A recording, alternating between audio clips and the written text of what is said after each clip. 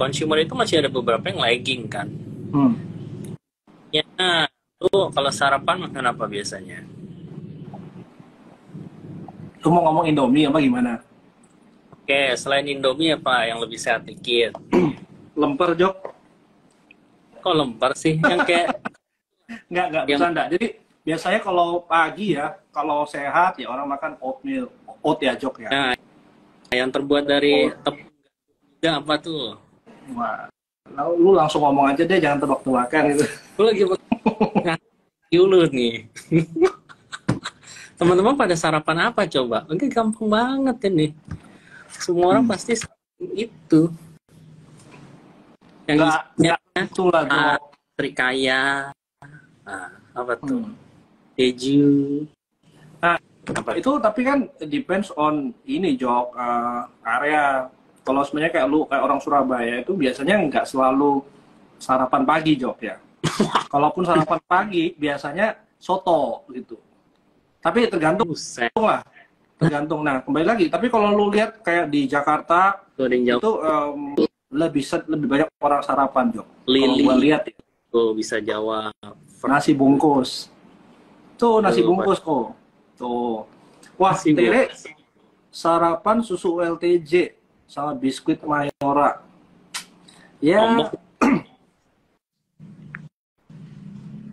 Nah, ngomong-ngomong nih, Jok. Kalau Oke, hari ini tanggal berapa nih? Tanggal 4 ya. ternyata Tanggal dia mulai 4 Juli. Berarti hari ini kita merayakan kemerdekaannya US. di Amerika Timur dong sore ini. Iya, Berarti betul. Jadi mungkin ya market nggak akan kemana-mana ya. Nah, yang gua mau sorotin sebenarnya bulan Juli ini kan sudah tengah tahun, Jok.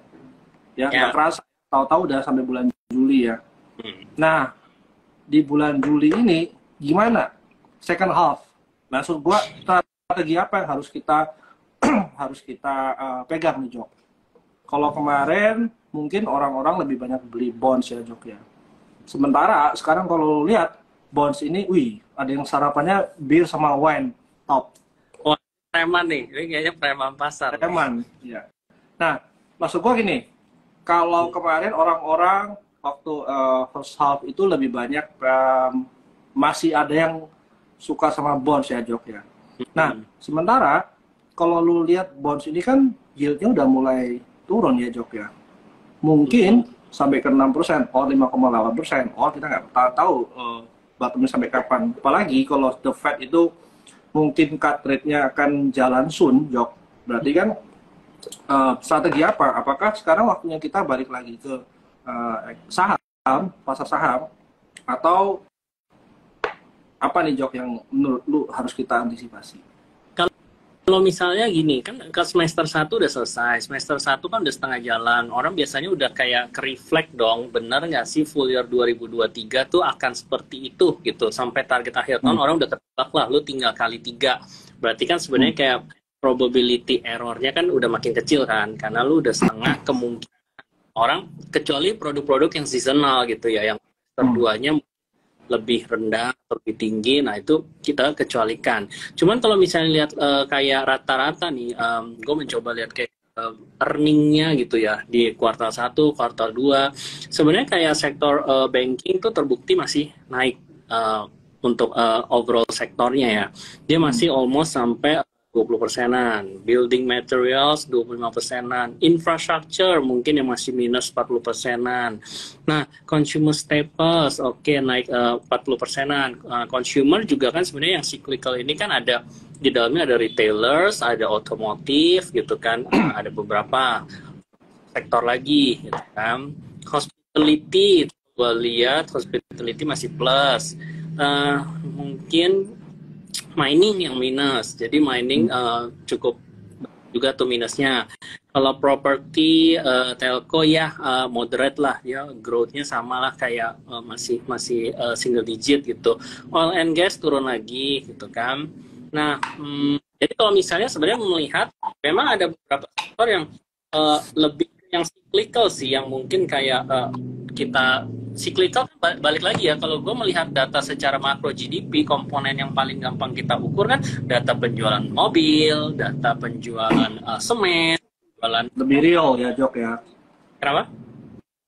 Ya, ya, Nah, lanjut lagi. dari beberapa itu kan otomotif udah kelihatan very strong gitu. Sebenarnya bukan di Indonesia doang. Indonesia propertinya, otomotifnya oke, di luar pun kayak di China sebenarnya masih ada peningkatan gitu. Walaupun karena dia angkanya 20 jutaan kan, sebenarnya kelihatannya growth-nya nggak se-ekstrim kita misalnya gitu kan.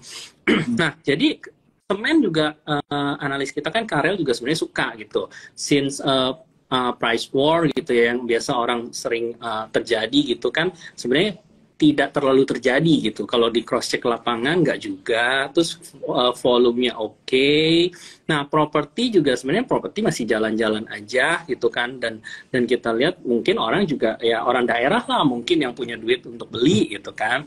Nah, jadi sebenarnya overall target untuk growth kita sendiri juga masih 5,3% gitu untuk overall di Indonesia. Makanya dengan kondisi yang masih intact, seharusnya IHSG-nya nggak di level bottom kayak gini, 6.600-an gitu. Seharusnya ada potensi untuk ke 6 at least, lu mendekati 7.000 lah kalau kita bilang. Kalau mungkin beberapa analis kan ada yang estimate masih angkanya 7.400, 7.600, tapi memang itu belum ada revisi ya gitu. Nah, kalau memang direvisi ke 71, 72, gua rasa sih harusnya masih wajar gitu. Apalagi kalau misalnya kayak beberapa anggaplah beberapa big cap ada yang net outflow gitu ya, foreign-nya gitu kan. Sebenarnya dengan ada yang keluar justru akan lebih gampang untuk masuk lagi gitu. Dibanding mungkin yang udah berat kebanyakan masuk, ya lu mau masuk lagi duit dari mana kan?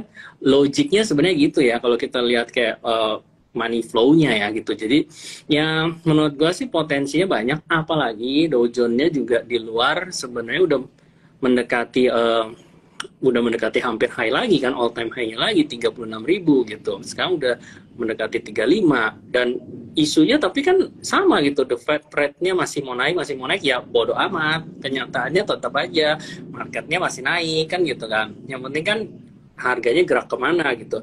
Jadi menurut gue sebenarnya di Indonesia kayak kita masih excited ya untuk, terutama apalagi kita potensinya untuk turunin suku bunga sebenarnya lebih kemungkinan bisa lebih cepat Kita gitu. mungkin lebih duluan ya malah Jok ya. Jadi itu kan balik lagi ke yang menunjang sektor apa sih yang banyak pakai kredit kan ya, entah properti, entah otomotif, atau di perbankannya sendiri interest marginnya bisa lebih tebal. So sebenarnya mungkin nggak perlu, gue nggak melihat ada katalis yang terlalu negatif ya, kecuali suku bunga gitu ya, tapi kan udah banyak dibahas. Cuman mungkin yang balik lagi yang gue selalu suka lihat tuh dolar ya, kurs ya, karena bagaimanapun juga kan kurs itu kayak ketahanan kayak bagaimana ekonomi gitu juga, karena investor asing mau masuk misalnya dia lihat juga kursnya berapa ya, ada potensi kayak gitu. Terus emiten banyak import dia juga lihat kurs. Utang kalau pakai utang luar negeri, utang dolar juga lihat kurs. Jadi kayaknya kurs sebenarnya banyak. Seharusnya lebih bagus kalau kursnya itu di bawah 15.000 untuk USD ya. Itu mungkin bisa jadi satu katalis positif yang nggak tahu orang perhatiin atau enggak, tapi gue sering perhatiin gitu. Kayaknya itu cukup penting gitu, untuk menebak IHSG itu arahnya kemana gitu. Mungkin kalau dia ke 14.800 lagi atau 14.600 lagi, indeksnya tuh bisa lebih ke arah positif. Itu aja sih yang gue lihat ya, gue pantau gitu sih. Iya, iya, iya. Gue mungkin tanggepin dari hal yang terakhir lu bahas tadi, lebih ke ini ya Jok, US dollar, US dollarnya terhadap Indonesia terhadap US dollar ya. Ya, gimana? Sebenarnya overall kalau gue lihat ya dia memang ada rebound ya Jok ya, dari bawah sampai ke 15.000 something. Nah, cuman kalau dari view technical ini kayaknya kenaikannya USD/IDR itu akan terbatas Jok ya. Mentok-mentok mungkin gue rasa 15.200 atau 15.130, itu habis itu nggak akan kemana-mana lagi. Or dia bakal ranging di sini Jok. Ya so far sih itu paling kelihatan dari sana Jok ya. Mungkin kalau lu lihat kayak tadi apa Dow Jones ya. Dow Jones tunggu boleh dulu Dow Jones. Dow Jones juga udah mulai rebound ya Jok ya kalau dilihat ya. Terus kalau kita awal tahun sempat bicara ISG itu ranging, nah kebetulan kali ini rangingnya ranging besar Jok. Which is sebenarnya ranging selalu lebih bagus daripada drop ya. Nah berarti kalau kita ngomong kesempatan pas di bawah-bawah ini Jok ya, waktu lu beli. Nah mungkin event yang mau gua highlight sebenarnya bulan Juli itu selama 20 tahun terakhir kalau lu lihat backtrack ke belakang dia punya probability-nya turun itu kecil Jok. Berarti most likely di bulan Juli nih Jok harusnya IHSG itu cenderung bagus. Nah berdasarkan pas performan yang gua lihat dari 10 tahun terakhir itu biasanya sekitar minggu 1, minggu kedua itu IHSG lumayan drop tuh Jok ya. Agustus ya. Agustus. Nah itu bisa dilihat juga dari historical reksadana juga ada Jok ya. Sebenarnya waktu drop bukan jelek, malah waktunya kita bagus untuk masuk ya sebenarnya Jok ya. Apalagi kalau guru gua belajar ini ya astrologi segala macam itu ada event-event ya memang bulan-bulan segitu kayak Mercury retrograde itu pada market nggak begitu jelas ya. Tinggal kita mau combine aja Jok, antisipasi mau ngapain nih Jok ya. Itu sih kalau gua mau ini sih highlight untuk apa yang kita prepare sih. Jadi Juli ini kan berdasarkan probability tadi mungkin mostly itu 85% probability-nya ditutup hijau lah ya return dalam sepanjang 20 tahun. Yang gue lihat ini ini loh Hans, kan sekarang mulai banyak lagi tuh apa saham-saham yang mau IPO gitu kan. Kalau misalnya gue lihat di RTI aja IPO ada apa aja tuh? Teguk, Widi, apa CRSN, GRPN, Aman yang mungkin size-nya paling gede, akselerasi ini AKSL ya kan akseleran, Inet, Maha. Nah tadi ada yang request Maha siapa ya? Tadi yang Maha Jordan ya. Jordan. Oke, nah jadi kan ini kayak if marketnya bukan artinya pasti bagus ya, tapi kan jadi bergairah gitu. Orang yang tadinya mungkin stuck gitu, no ideas gitu, mau beli apa, tiba-tiba ada saham yang unyu-unyu nih, yang apalagi harganya cepet-cepet tun gitu kan, itu di mindset ya yang mau dapat return cepat 1, 2, 3 hari gitu kan, ini jadi kayak pilihan yang menarik nih, apalagi mungkin ada yang dapat warrant gitu kan, ada yang beberapa juga orang mungkin familiar gitu dengan produk-produknya, ini akan membuat marketnya bergairah gitu.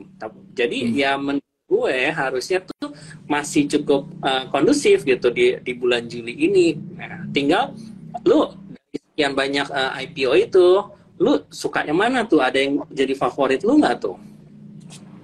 Ya kalau seumpamanya kita ngomong beberapa IPO yang terakhir Jok ya, yang size-nya relatif lebih gede itu nggak lebih gesit Jok ya. Tapi mungkin yang lebih gede itu relatif lebih nyaman buat fund-fund besar masuk Jok ya, karena balik lagi nih rule of the game-nya bukan untuk cuan ya. Yang paling penting dia bisa exit Jok, mau exit rugi atau ini pokoknya kalau dia buang liquid Jok ya. Makanya kalau semuanya pas market lagi kering kayak gini ya barang-barang yang kecil-kecil lebih gampang naik ya Jok ya kita lihat ya.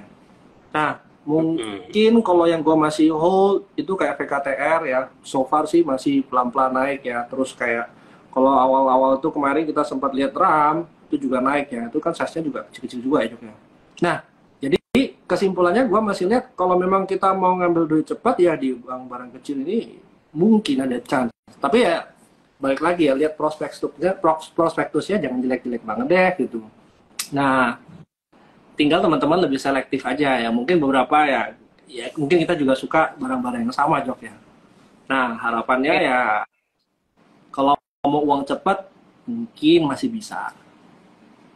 Kita bahas dulu nih. Biasa kan salah satunya kan ada yang underwriter-nya adalah Trimegah gitu kan. Mungkin kita share, nggak tahu ya, lu mau share seberapa banyak, cuman kita akan coba spill tentang Maha ya. Maha ini dibilang size gede, not really, karena nggak sampai triliunan juga IPO proceednya. Dibilang kecil juga enggak, karena bukan yang 100-200 M, tapi kan almost M gitu. Dan kalau teman-teman belum pada tahu, Mandiri Herindo Adi Perkasa TBK ini atau MAHA gitu kodenya. Ini kan sekarang lagi masa book building nih sampai 6 Juli. Listed rencananya tanggal 25 Juli gitu ya. Dia sebenarnya ada perusahaan pengangkutan gitu untuk batu bara ya. Jadi untuk kerjain untuk big player lah di bidangnya. Ini kalau misalnya dilihat breakdown dari dia punya customer terbesar, mostly itu kayaknya hampir 45%-an itu dia kerjain proyek-proyeknya dari Bayan gitu. Dan another 15-20% gitu untuk sister company-nya, which is adalah MCOL ya, dan juga Indika itu sekitar 15%-an juga, sisanya campur-campur gitu. Which is sebenarnya dibilang terlalu concentrated enggak juga gitu kan, karena kayaknya ada yang lain gitu pengangkutan yang kita tahu 80% lebih itu customer-nya satu orang gitu kan. Nah sebenarnya ini enggak, ini quite diversified, tapi sebenarnya enggak banyak-banyak amat juga, sehingga lu kayak relationship-nya tuh lebih bagus nih, jadi kayak kontraknya tuh lebih terjamin gitu. Variatif ya. Ya, variatif tapi nggak yang kayak kontrak-kontrak pendek-pendek gitu loh. Jadi kan sebenarnya lu kayak cukup terjamin lah revenue-nya gitu. Nah, kalau memang dilihat tahun kemarin itu dia laba full year 500 M tuh. Ini gue sambil lihat prospektusnya nih ya. Nah, kuartal 1 tahun ini, sebenarnya kuartal 1 tahun ini dia cetak laba 41 M. Kalau dilihat-lihat sebenarnya revenue-nya sendiri itu kalau dibanding tahun lalu kuartal 1 sebenarnya dia lebih tinggi. Revenue-nya itu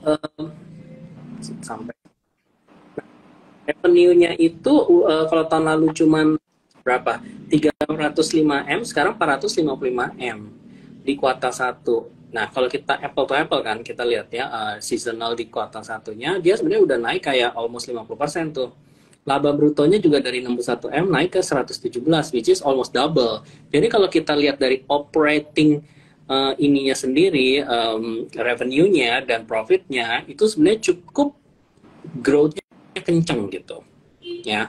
Nah, dan kalau yang teman-teman tahu, dia juga punya some investment MCOL itu sendiri. Which is bulan 5 kemarin itu kan MCOL baru kasih dividen jumbo lah kalau kita bilang 60 perak gitu kan. Nah, dari situ dia punya sekitar 73 juta lembar. More or less 2% lah. Dari 2% ini 73 juta kira-kira ya, dikali 650 rupiah, itu dapat berapa?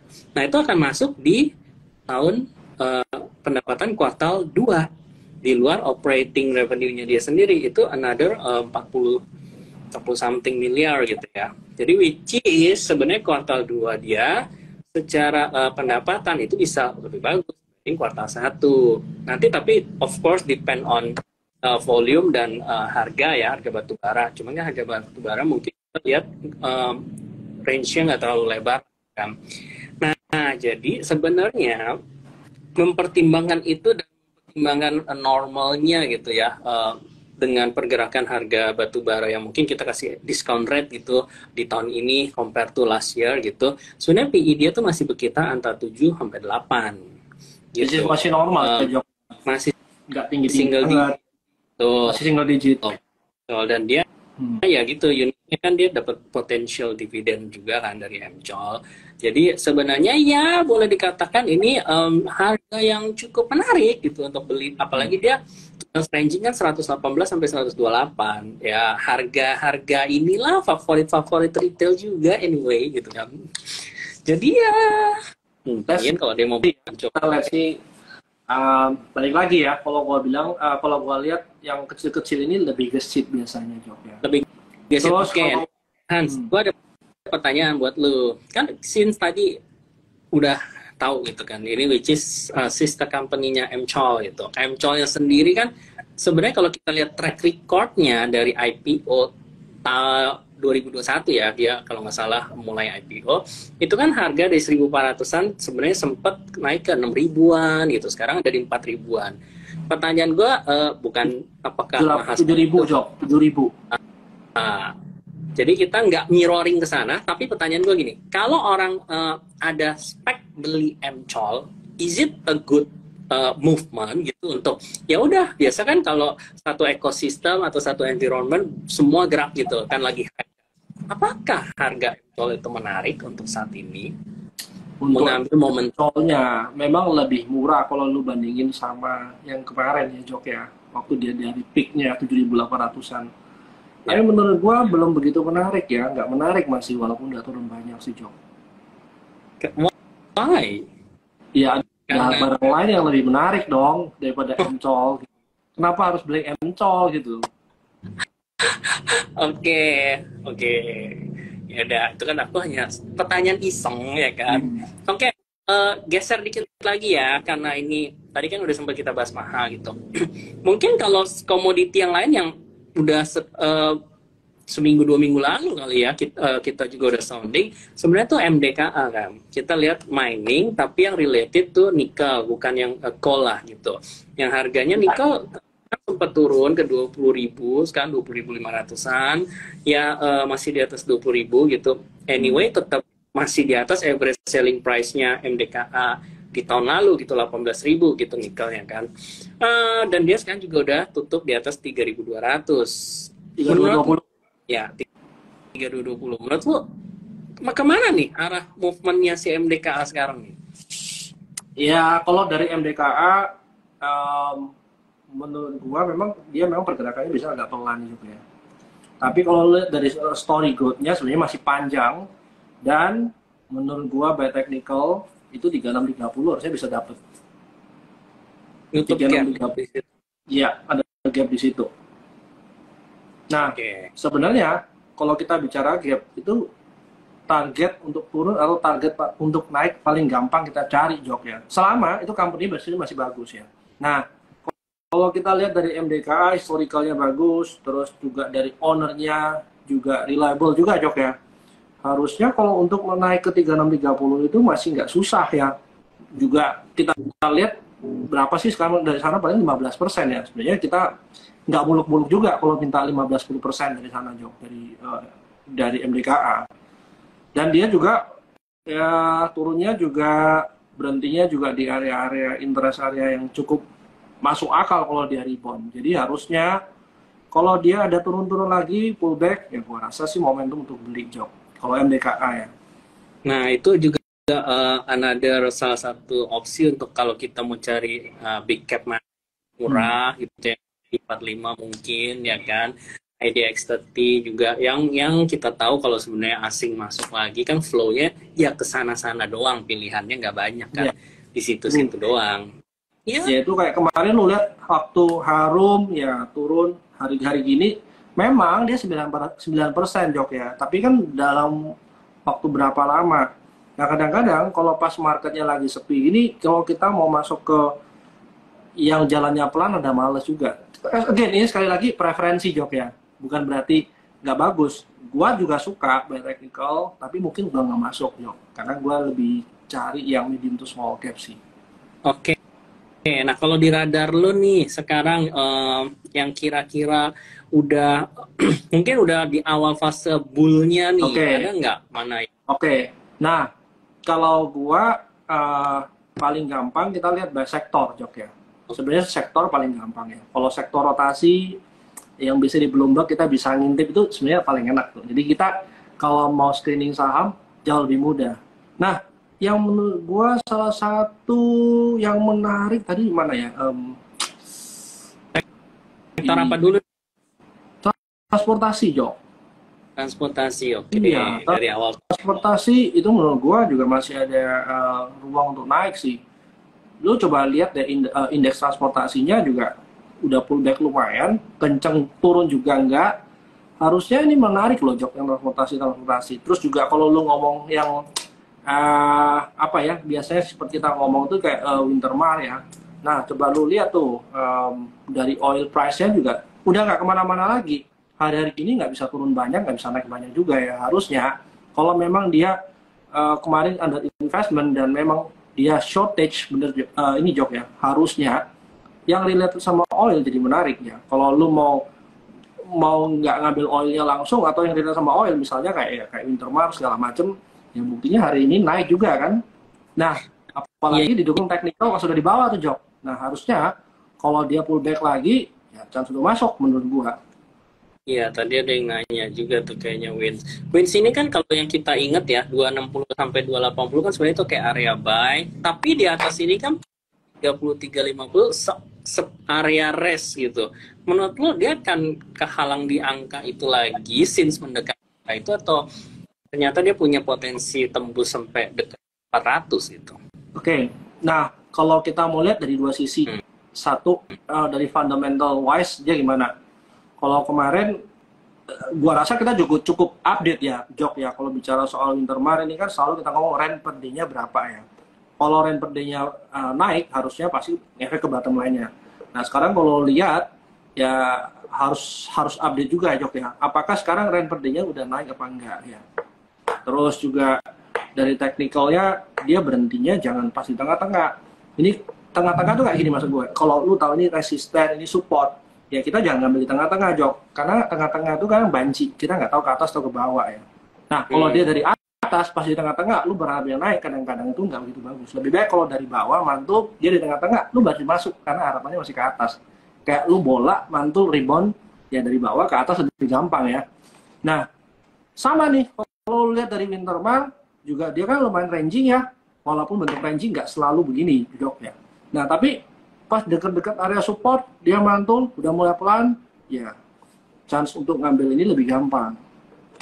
Kalau yang udah pada punya modal 280 nih, sekarang better nanti sell on strength atau gimana nih?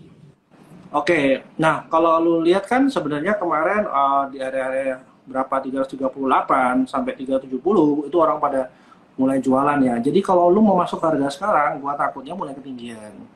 Kalau pas di bawah, di floor itu lebih enak masuknya. Harga sekarang kita mau masuk berharap lebih tinggi. Apalagi udah 2 hari naik. Biasanya orang cenderung cari sektor lain nih, Jok. Atau barang mana lagi yang belum naik dari bawah nih, Joknya. Nah, kalau udah kayak gini sih, lebih baik sih dikurangin, Jok ya. Lebih baik cari yang lain menurut gua. Nah, mungkin kalau kayak transportasi lain lagi ya kayak Bluebird itu juga naik ya. Nah kalau begini-gini naik ya carilah pullback-nya. Harusnya pas dia pullback ya lu boleh coba masuk sih, Jok. Kalau udah di level perbatasan gitu ya, angka 2.000, 5.000, 10.000 gitu, itu kan ada yang berpikir gitu bahwa itu angka keramat gitu, angka psikologis. Angka psikologis. Ya.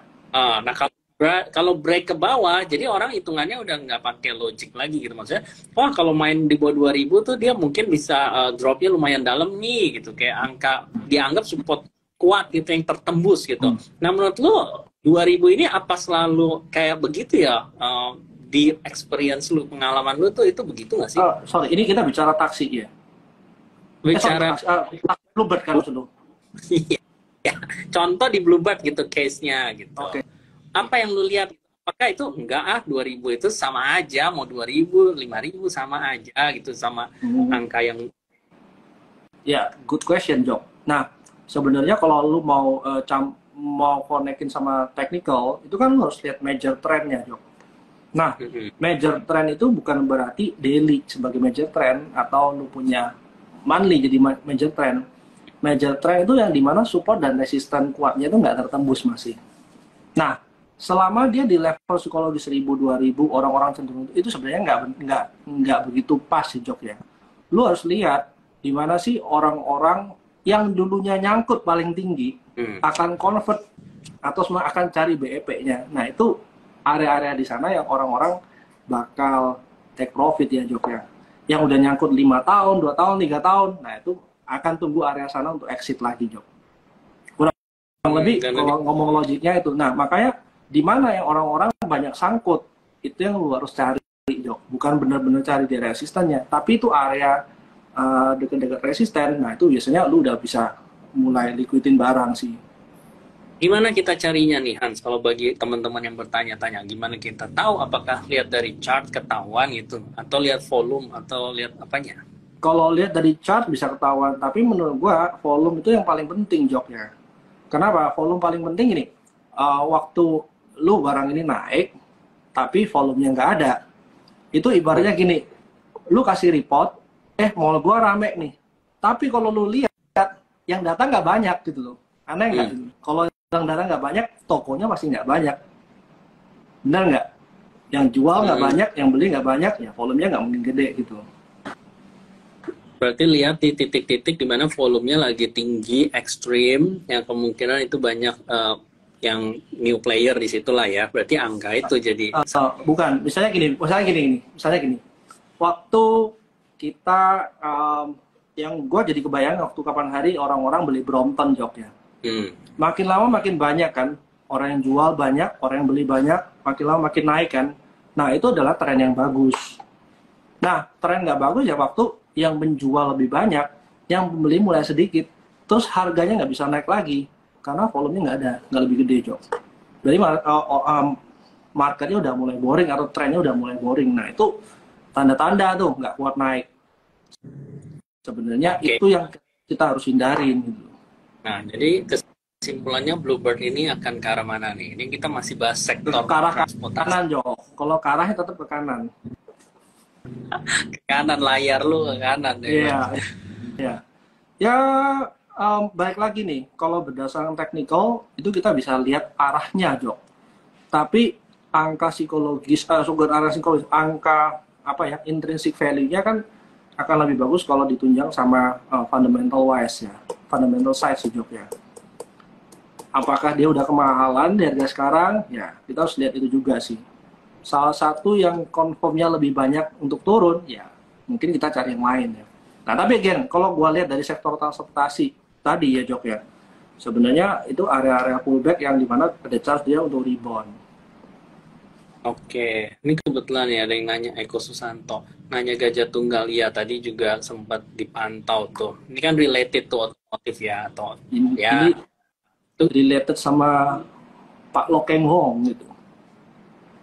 Nah, itu kan dianggap value gitu ya. Cuma memang problemnya somehow sering ini karena bahan bakunya juga atau ekspor importnya, jadi kayak sering perubahan selisih kurs itu yang somehow nggak tak gitu lah, dalam arti itu bisa menjadi bagus buat di bottom line-nya atau justru jelek gitu kan. Nah, menurut lo dari tadi konteksnya volumenya gede gajah tunggal itu mengindikasikan apa? Volume besar itu kita nggak bisa lihat cuma satu hari ini besar, Jok. Yang kita mau itu makin lama makin besar. Jadi ada increasing volume yang, ya betul ada increasing volume, diikutin sama tren yang naik. Kalau semuanya dia cuma besar satu hari, nah itu kita harus lihat tuh, besar, terus nanti contoh nih, misalnya paling gampang, volumenya gede, tapi shadow-nya besar di atas. Secara logik, buat yang jual atau buat yang beli nih? Jual. Nah itu dulu. Tapi kan kita nggak bisa untuk lihat dari satu candle dan satu volume doang, Jok.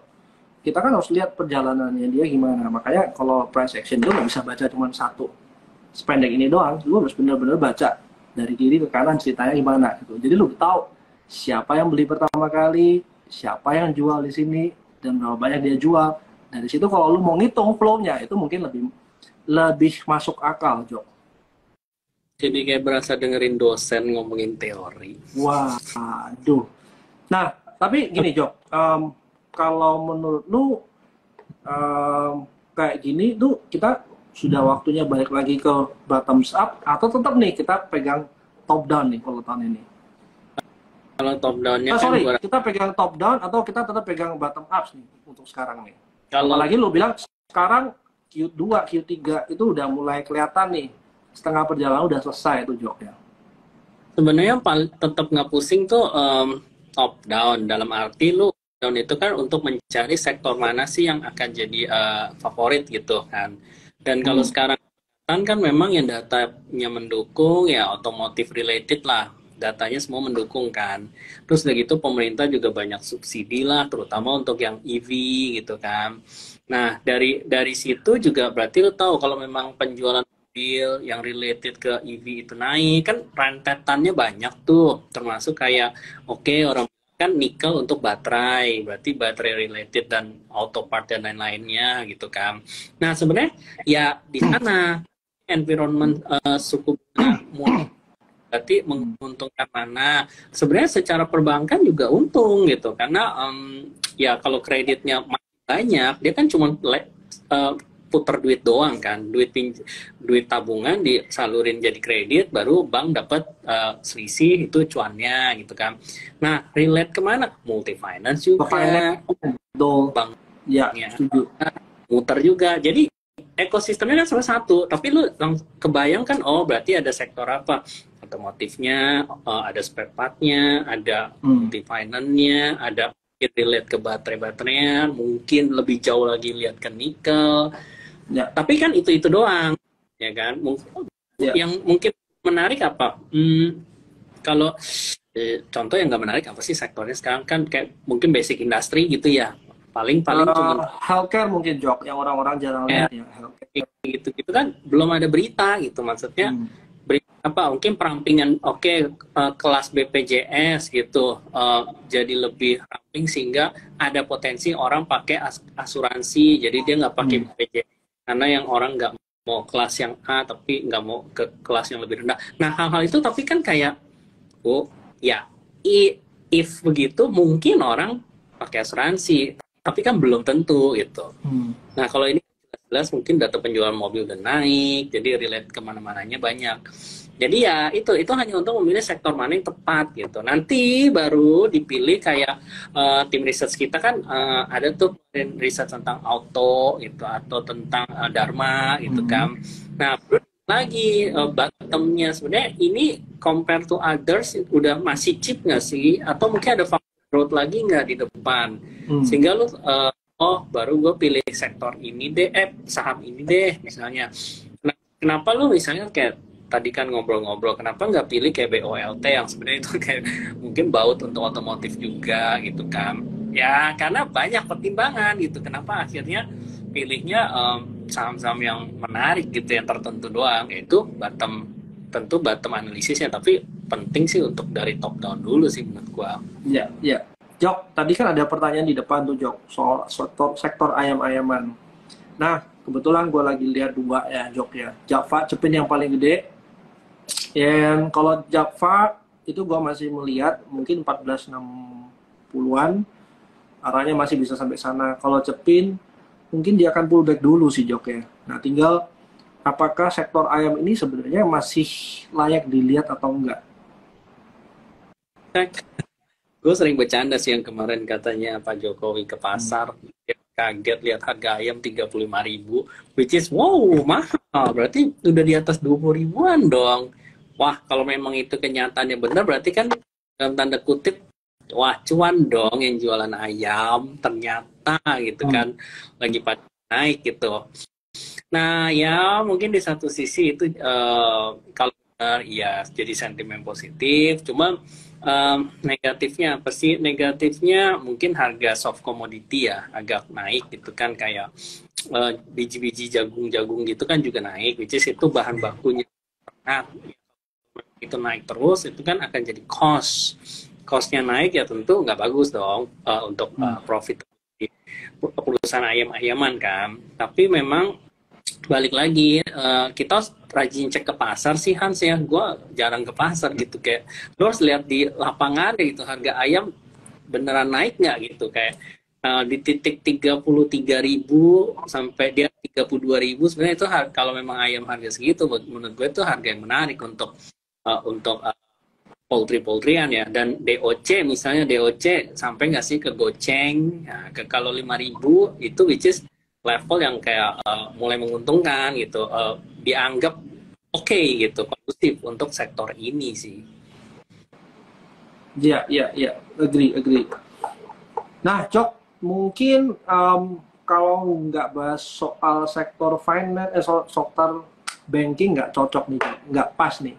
Nah, kan lu lihat ya kayak bank-bank kecil, yang bank-bank digital dulu ya, tahu-tahu kayak kalau Arto obviously lah, dia mungkin kayak mother of bank digital. Tapi kayak BANK naik ya, Adaro juga ada naik. Terus kayak BBKP juga hari ini 5% di Jok ya. BRIS juga kurang lebih 5%, BNPA.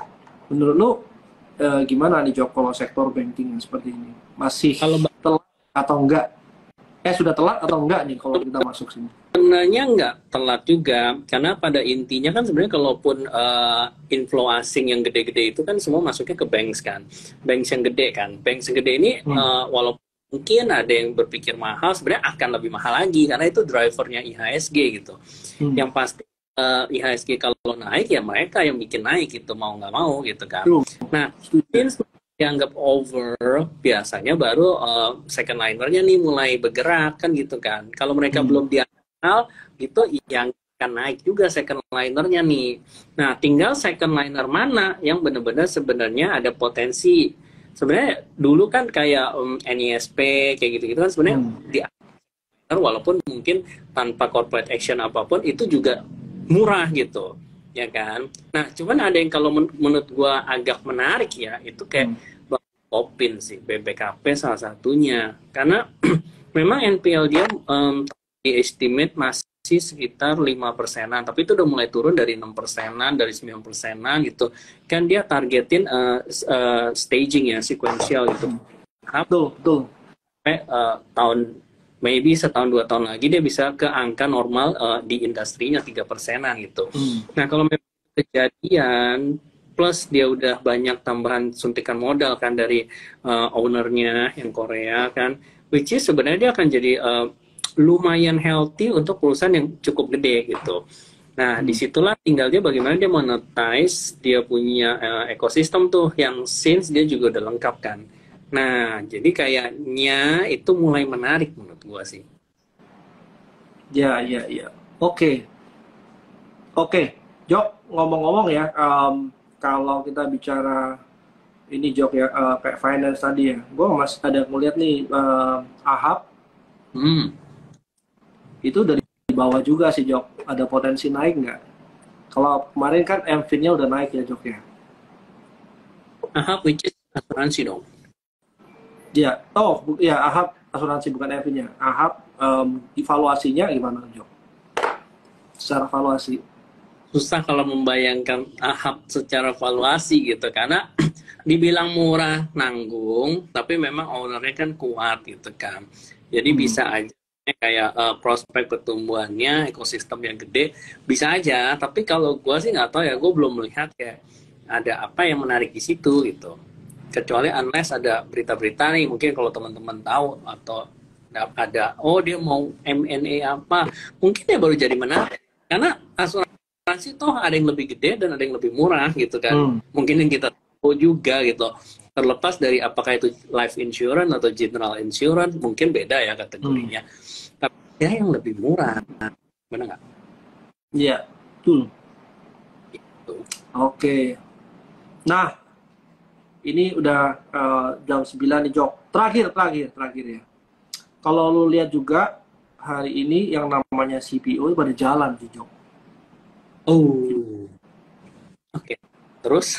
Kalau kemarin lu bilang kan yang jalannya sendirian cuma NSSS. Nah, hari ini ya NJT naik, NSS naik, SSMS naik, LSIP naik, TBLA, TLDN semua naik. Ya, balik lagi ya. Mungkin orang juga ini kayak walaupun nggak ada hubungannya, somehow kan oil dan ini kan oil nih kayak harga oil minyak mentah, harga CPO, minyak sunflower, harga yang minyak-minyakan itu kan semua relate gitu, kurang lebih lah ya. Karena lu kayak misalnya kenapa gitu? Buktinya lu BBM yang bahan bakar nabati kan lu juga isinya juga salah satunya kan ada CPO yang diolah gitu kan. Jadi ya kemarin Arab masih mau extended untuk cut oil production gitu kan, 1 juta barel, ada juga itu akan mempertahankan harga, terutama juga dari CPO-nya kan ada ini Laluna ya, ya kan yang Laluna. Nah, ini apa? Ya kan? Gimana? Kok gue tiba-tiba lupa ya apa istilahnya? Lanina. Ya, oke. Ya, Lanina. Jadi kan itu akan membuat ya production kedepannya sih 6 sampai setahun gitu dia akan menurun. Memang nggak langsung, tapi kan orang mengestimate now lah, bolehlah kasih jalan dulu lah untuk CPO, curi start. gitu kan. Plus beberapa ada dividen sebenarnya kan. Mungkin pembagian yang gue tahu kan UNSP aja labanya naik loh Hans, kayak wow melonjak gitu. Jadi mungkin orang juga jadi mulai terbuka. Oh, apakah memang CPO lumayan menguntungkan nih? Karena kalau dipikir-pikir dulu CPO harga berapa sih? Cuman kan 1.500, 1.800 gitu kan, ringgit gitu. Kan tetap bertengger di atas 3.500 gitu. Jadi kan sebenarnya itu pun harga kan almost double dibanding dulu gitu yang zaman-zaman. Jadi ya mungkin orang ada yang mencoba untuk gambling di sana sih menurut gua ya. I don't know apakah ada big inflow, tapi ya nanti sambil dipantau gitu. Cuman ya rasa-rasanya sih nggak yang masif gitu. Ya pun nggak perlu duit banyak mungkin ya Hans ya untuk masuk di sektor itu. Kalau asik sedikit aja sebenarnya itu harga juga udah kemana-mana gitu kan. Betul, betul, Oh betul, ya, betul. gitu bener tuh. Lah, apa tadi? Nama bandnya, nama lagu itunya. Lupa gue. Oke. Iya, iya, iya. Nah, mungkin yang tadi ini sih yang terima community job, lu mau nyampein? Oh ya, kenapa ada yang baru Hans?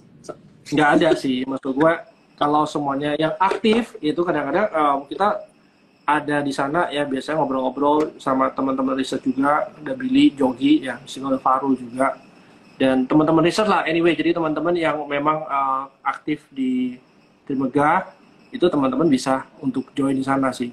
Nah yang kedua mungkin kita mau info juga ya, ini mungkin gini deh. Nah ini sih teman-teman bisa join untuk competition ya teman-teman. Selama teman-teman masih dalam range SMA sampai university itu dari Youth Investor Club itu ada kompetisi di bulan September ya, itu cuma sekitar 5-6 minggu ya, 5-6 minggu. Nah teman-teman bisa coba buktikan kemampuan teman-teman ya, bisa nggak dari apa yang selama ini kita pelajarin punya growth yang paling maksimal dibandingin kompetitor lain gitu. Nah di situ nanti mungkin ada teman-teman kita juga yang kasih edukasi atau review kembali ya Jok, yang soal makro lah, mikro, soal technical or even fundamental yang lain.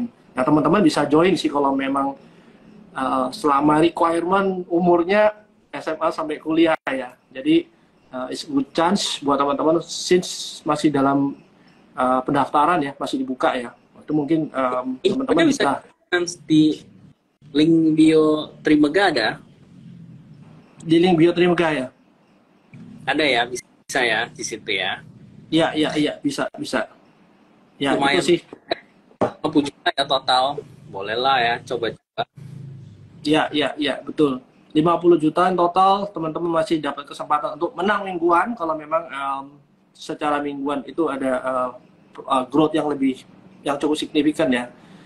Iya, Irangga boleh daftar nggak? Boleh, tapi ditolak nanti. Karena Irangga terlalu profesional. Bukannya Irangga di umur 18 tahun, dia kan masih muda banget. Ya, betul. Ya, nah, jadi teman-teman boleh cek sana dulu ya gitu ya. Kuliah S2 mungkin nggak ya, lebih ke mahasiswa yang masih di S1 ya. Kalau S2 itu udah profesional biasanya. Coba langsung ini aja, intip ini aja term and condition-nya. Jadi langsung gas, lumayan kan. September tuh biasa banyak barang murah kan Hans, secara periodical. Oh iya, jadi Nah, kalau kita ngomong tadi balik lagi ke yang awal kita bicara depan dari Jok ya. Ada event-event apa yang kita tunggu sampai selama second half ini Jok ya. Kalau kita lihat tadi kan dari Juli itu selama 20 tahun dia tuh lebih gampang hijau. So, kalau kita assume berarti itu udah dari bottom hijau tuh lebih gampang Jok ya. Berarti kalau sekarang bottom hijau, tinggal mulai peak-nya kapan, atau mulai nyangkutnya kapan, atau mulai slowing down-nya kapan. Ya, kalau kita lihat lagi 10 tahun terakhir Agustus itu biasanya lumayan drop ya, sekitar minggu 2 atau minggu ketiga.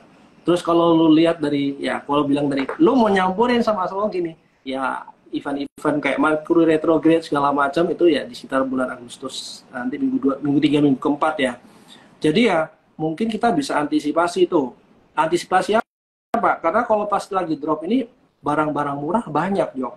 Kalau semuanya kita ngomong barang-barang murah banyak dan IHSG ini cenderung naik sampai Desember, berarti kan harusnya kita mau tutup mata ya. Kita tinggal ngumpulin barang-barang murah atau LQ45 yang memang secara valuasi masih murah, itu lebih gampang buat kita profit gitu.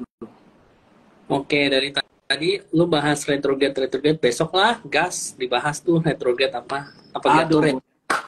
Gatorade juga boleh. Oke. Nah, ya besok kita bisa ketemu lagi sama gua sama Jogi akan ada di jam yang sama, tapi mungkin besok kita akan lebih fokus ke teknikal kali, Jok ya. Kalau hari ini kan lu udah banyak ngecap soal fundamental dan Bevin, hari ini tumben gak ada sih, Jok.